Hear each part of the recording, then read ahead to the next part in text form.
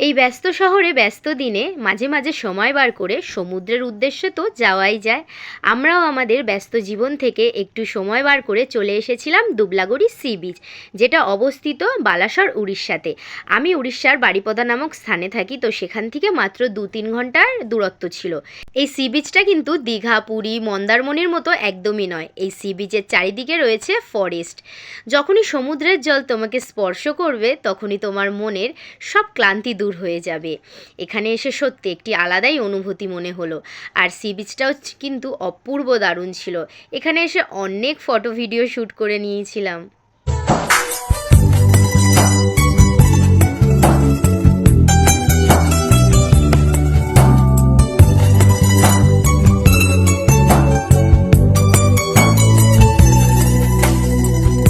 ভিডিওটি যদি ভালো লেগে থাকে সাবস্ক্রাইব করো। Bye bye.